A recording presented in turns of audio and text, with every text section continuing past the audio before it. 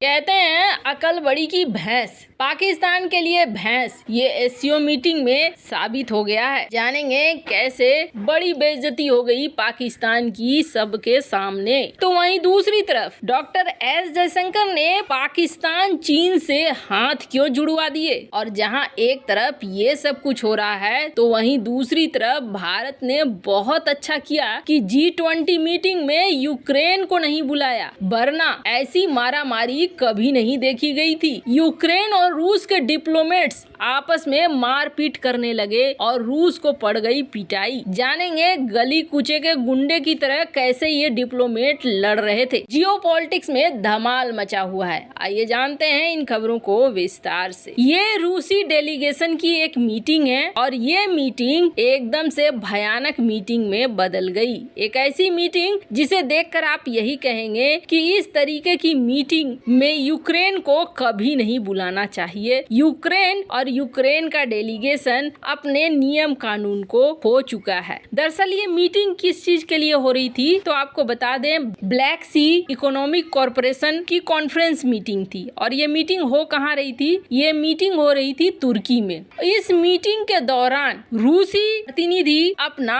Speech दे रही थी और इसी समय यूक्रेन का डेलीगेशन यहाँ पर पहुँच गया और इसने अपने झंडे लहराने शुरू कर दिए। रूसी प्रतिनिधि के पीछे इन्होंने झंडे लहराने शुरू कर दिए। अब इन झंडों के बीच में रूसी प्रतिनिधि और यूक्रेनी प्रतिनिधि दोनों आपस में भिड़ते हुए नजर आए। ये मामला किसी तरीके से शांत किया गया। यहाँ साफ साफ दिखा कि किस तरीके से यूक्रेन द्वारा इस तरीके से किया गया। और सबसे बड़ी बात है कि यूक्रेन ने ये कहाँ पर किया? ये तुर्की के अंदर किया, जो बिल्कुल भी सही नहीं है। एक तीसरे देश के अंदर जाकर यूक्रेन के प्रतिनिधि ने इस तरीके से बीच स्पीच के दौरान रूसी प्रतिनिधि के पीछे इस तरीके से लड़ाई की, जो एक गली कूचे के गुंडे करते हैं जिस तरीके से, ये लड़ाई कुछ वैसी ही थी। अब इसके बाद भी ये लड़ाई थमी नहीं। अब यहाँ पर रूस ने भले कुछ न कहा हो, लेकिन रूसी प्रतिनिधियों के अंदर मन में गुस्सा था। वैसे ही यूक्रेन के प्रतिनिधि जब स्पीच दे रही थी तो इनके पीछे से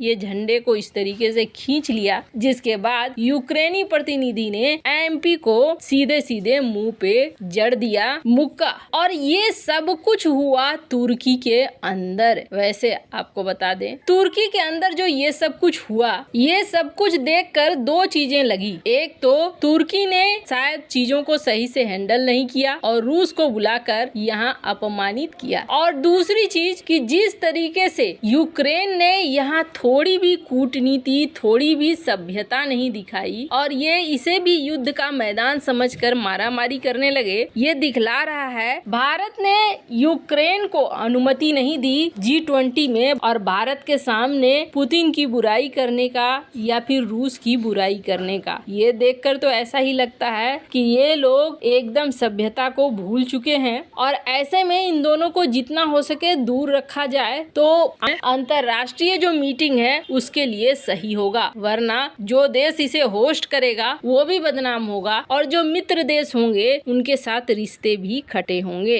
खैर, जहां एक तरफ ये सब कुछ हो रहा है तो वहीं दूसरी तरफ डॉक्टर एस जयशंकर, ये वो नाम है जिन्हें बहुत अगड़ा अनुभव है। ये अपने फील्ड के मास्टर माने जाते हैं और ये इन्होंने सिद्ध भी कर दिया। सबसे पहले तो आप इन वीडियोज को देखिए। Within the SCO, our collective decisions will surely have a global impact. Excellencies, while the world was engaged in facing COVID and its consequences, the menace of terrorism continues unabated. Taking our eyes off this menace would be detrimental to our security interests.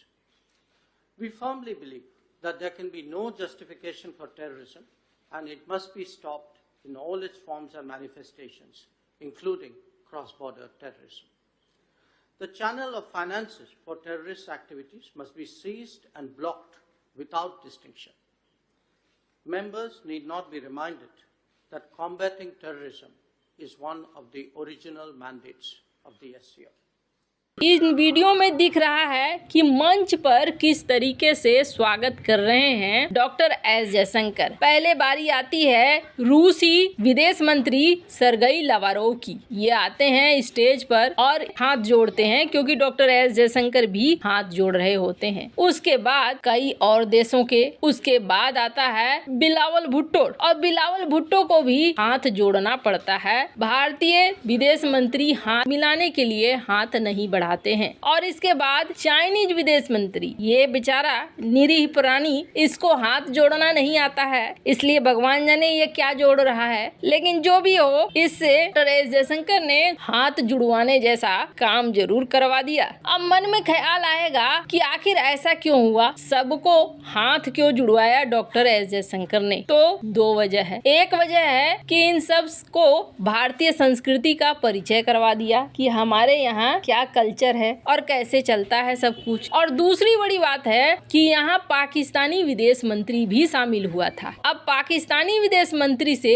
हाथ मिलाने के लिए हाथ बढ़ाना नहीं चाहता था भारत, और न ही मीडिया में इस तरह का कोई मुद्दा बनाना चाहता था भारत। हम गली के गुंडे नहीं हैं, बल्कि एससीओ समिट के तहत न्योता दिया है, क्योंकि एससीओ का मेंबर है पाकिस्तान। तो जिस तरीके का स्वागत सबका होना चाहिए, वैसा ही पाकिस्तान का होना चाहिए, और वैसा ही हमें ट्रीटमेंट सभी को देना था, जैसा कि एक संगठन के सदस्य का होना चाहिए। बाकी भारत पाकिस्तान की दुश्मनी अपनी जगह पे है। मंच पे दो चीजें भारतीय विदेश मंत्री एस जयशंकर ने साबित किया। वहीं दूसरी बार बात आई कि क्या हम यूं ही जाने देंगे बिलावल भुट्टो को स्वागत करके, तो जी नहीं। यहाँ पर विदेश मंत्री एस जयशंकर की ये स्पीच सुनिए। इस स्पीच में पाकिस्तानी समकक्ष बिलावल भुट्टो के सामने आईना रख दिया। मंच था विदेश मंत्रियों का बैठक, सामने था बिलावल। जयशंकर ने आतंकवाद के खिलाफ लड़ाई की हुंकार भरी। कहा कि आतंकवाद की जो समस्या है ना, जस की तस बनी हुई है। हमारा मानना है आतंकवाद को किसी भी तरह से सही नहीं बताया जा सकता है, ये सही नहीं है। इसके हर रूप को रोकना चाहिए, जिसमें सीमा पार आतंकवाद भी शामिल है। जब हमने एससीओ का निर्माण किया था, तब ये मूल्य रखा गया था कि हम आतंकवाद को रोकेंगे। आतंकवाद को लेकर खरी खोटी सुना दिया भारत ने पाकिस्तान को। खैर आपको बता दें, ऐसा नहीं है कि चाइना को छोड़ दिया। भारत ने चाइना के साथ जब द्विपक्षीय मीटिंग हुई, तो इसमें सीमा विवाद को लेकर भी बातचीत की है।